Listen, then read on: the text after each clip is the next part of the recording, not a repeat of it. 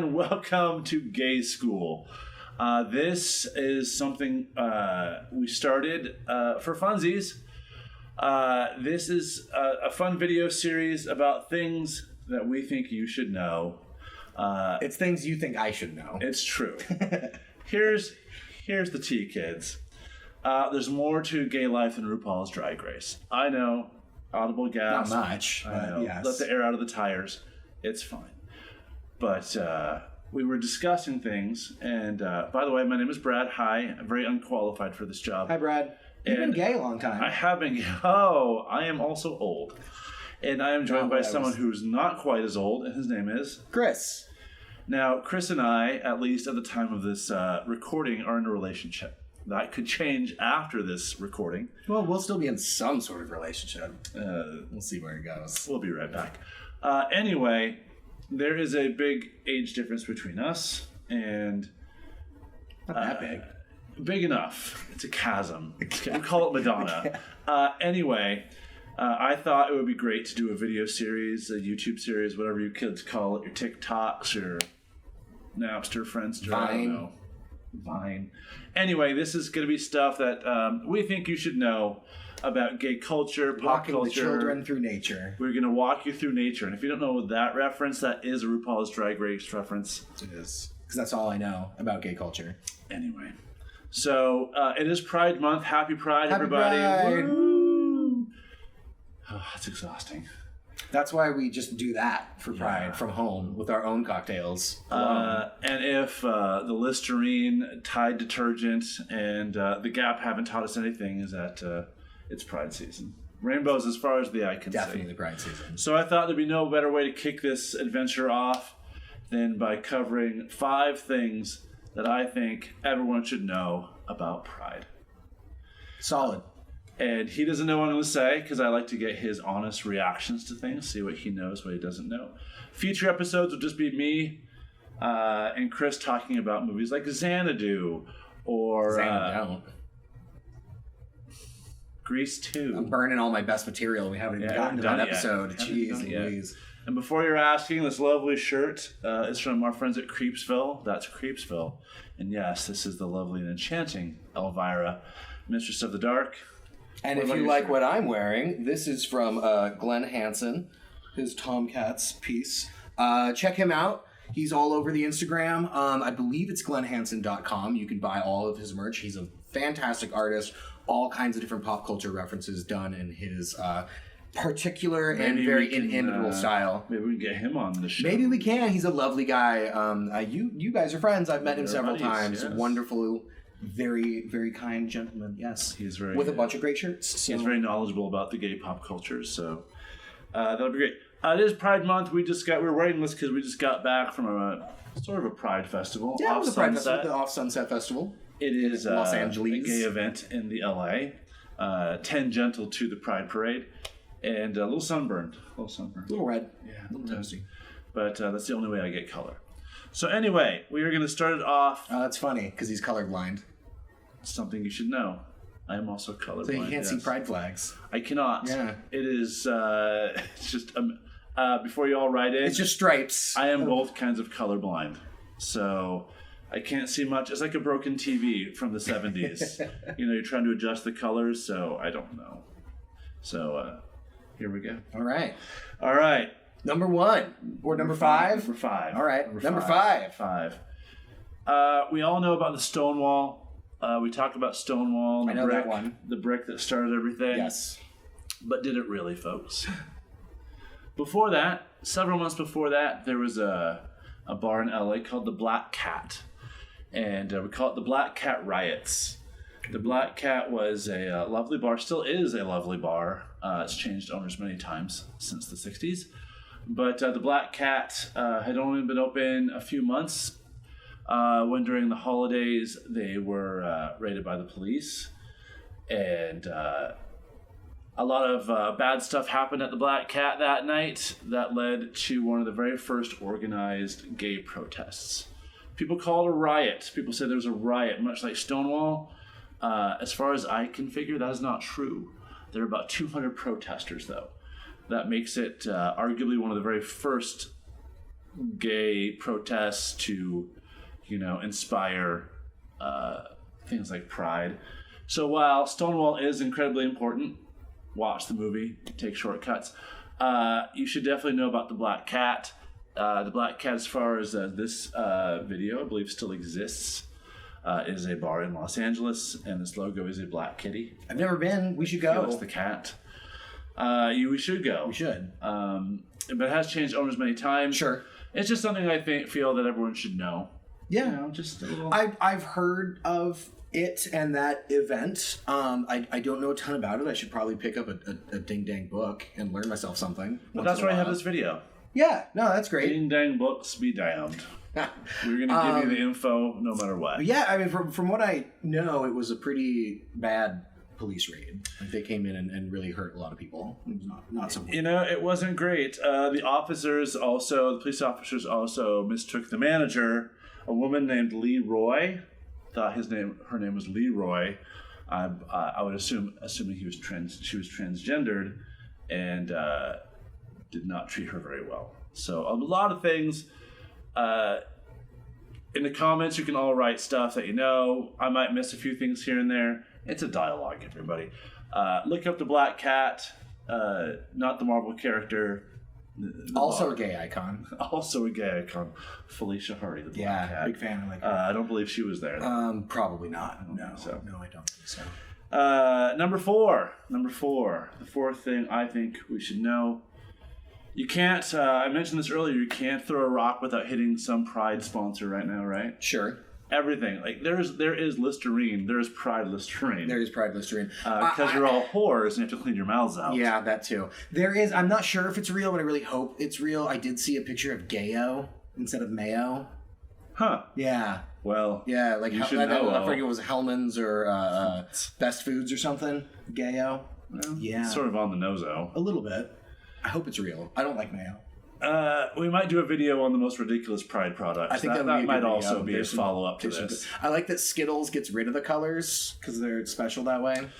I enjoy that. As a colorblind person, I feel seen. Yeah. So that's But amidst all the products, there was a time, kids, when there was no gay pandering. They didn't pander to us. They didn't even consider us people.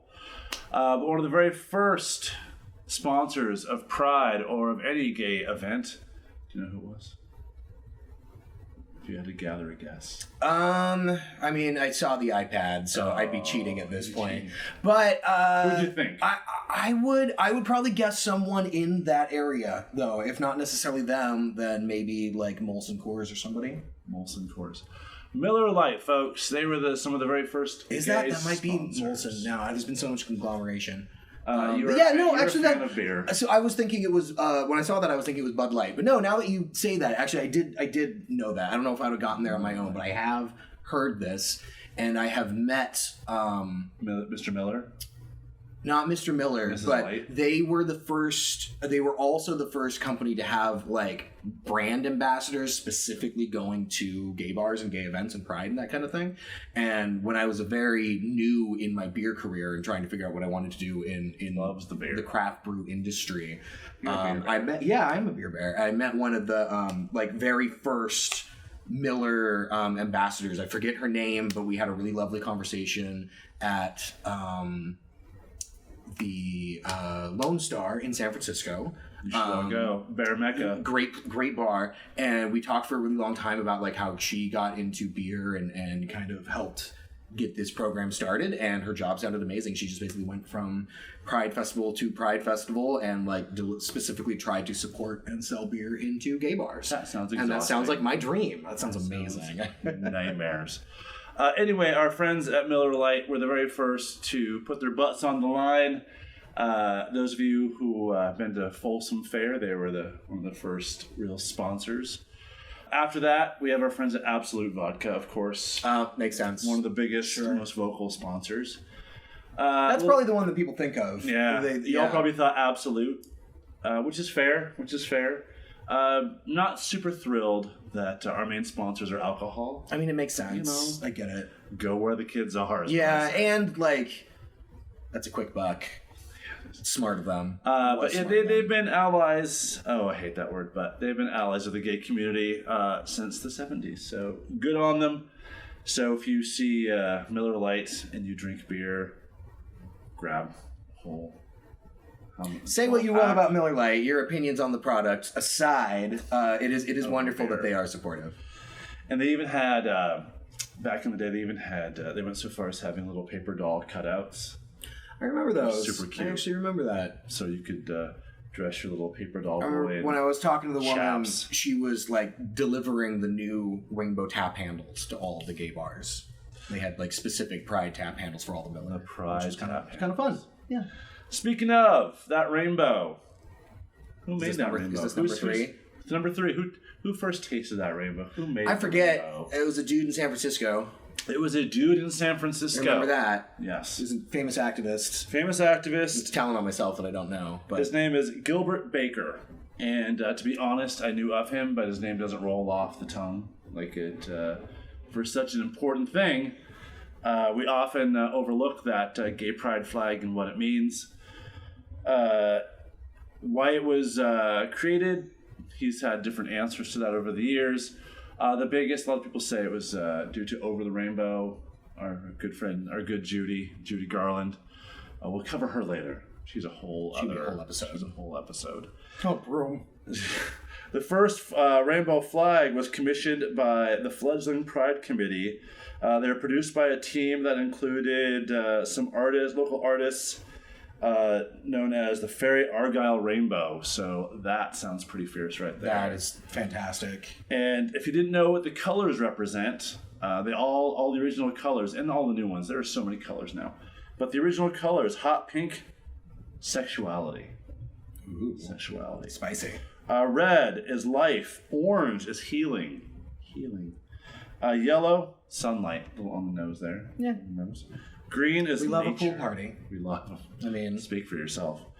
As a people. Turquoise, magic and art. Oh, I like that. Magical fairies, yes. Indigo, serenity and harmony.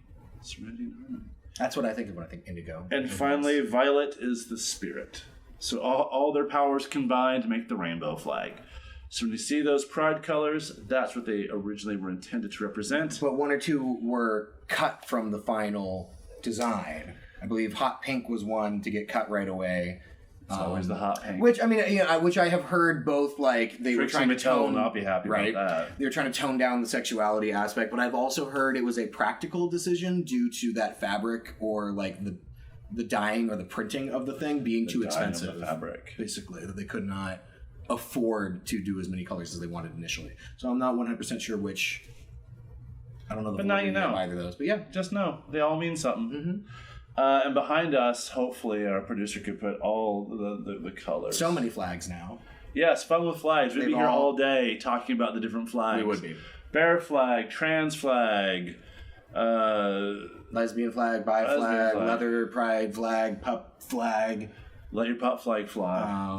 What a polyamorous flag I saw recently. I didn't know we have a flag. The polyamory have a flag. We have a flag. I didn't know that. What color is it? Multicolored, just like most of them. Here. Yeah. It's got like the pi symbol on it. I don't know what it means. I just discovered this recently. I didn't know. Like the squiggly. Not like pi, but like math. Yeah. Oh.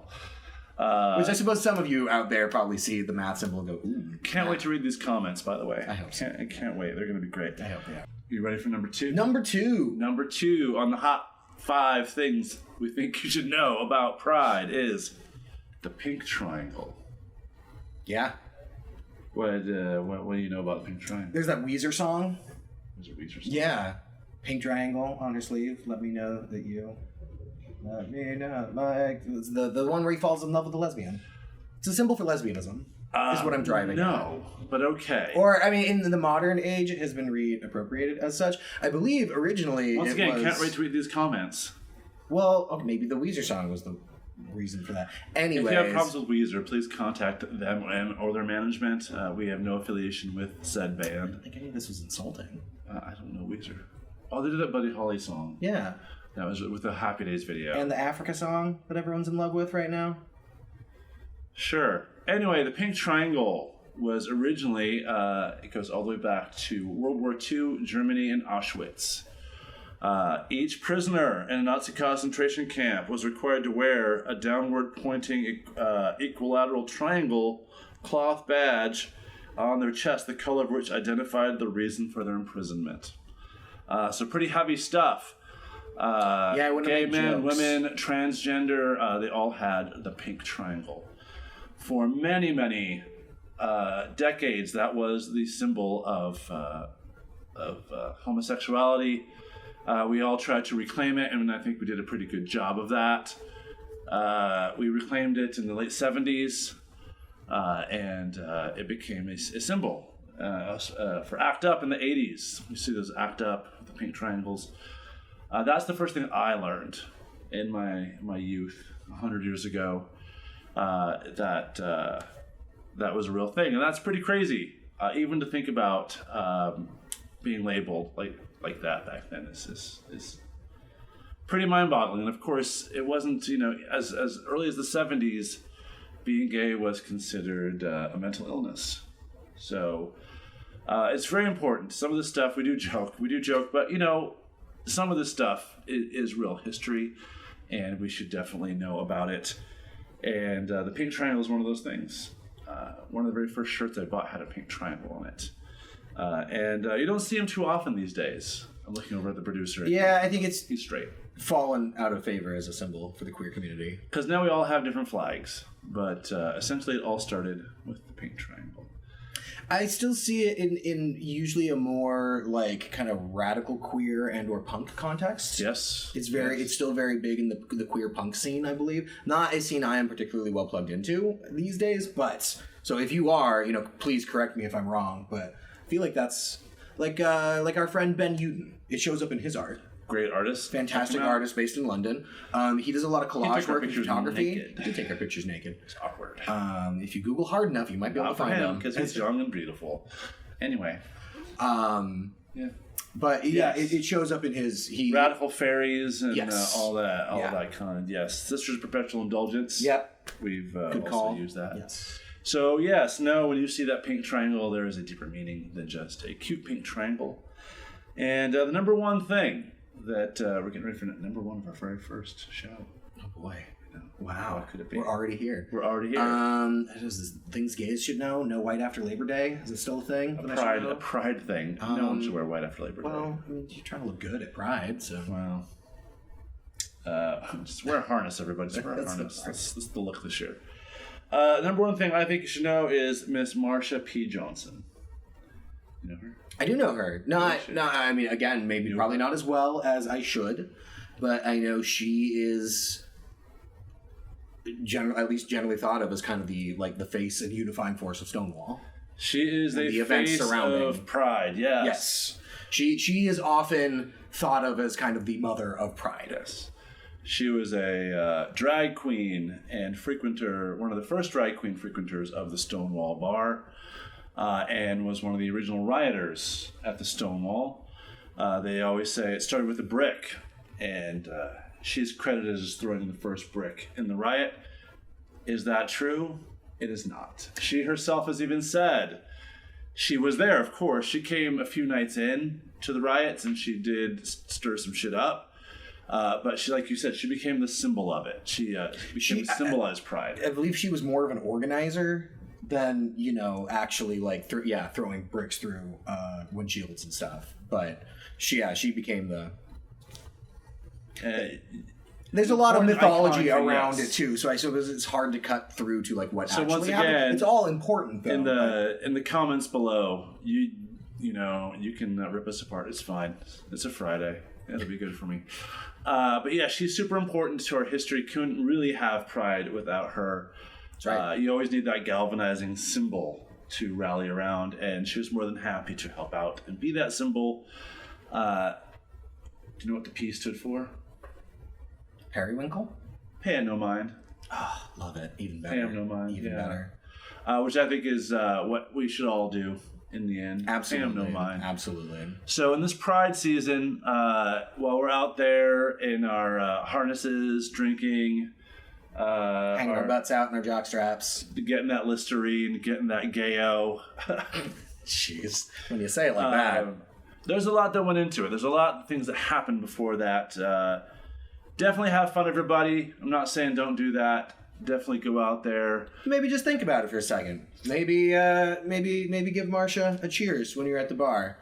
You know, we used to, back to the Black Cat, we used to not even be able to get together in a bar. That's true. So.